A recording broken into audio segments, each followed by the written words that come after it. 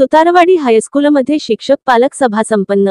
रायगड ओवी न्यूज। सुतारवाडी हरिश्चंद्र महाडिक सुएसोचादग तटकरे माध्यमिक विद्यालय सुतारवाडी या विद्यालयात शिक्षक पालक सभा शाळा व्यवस्थापन समितीचे अध्यक्ष दत्तारामा मंचेकर यांचे अध्यक्षतेखाली संपन्न झाली।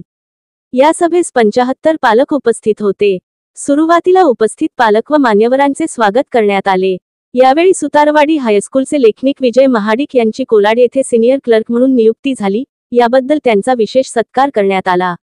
त्याप्रमाणे इयत्ता 10वी मध्ये प्रथम, द्वितीय, तृतीय आलेल्या विद्यार्थ्यांचा भेटवस्तू देऊन सत्कार करण्यात आला।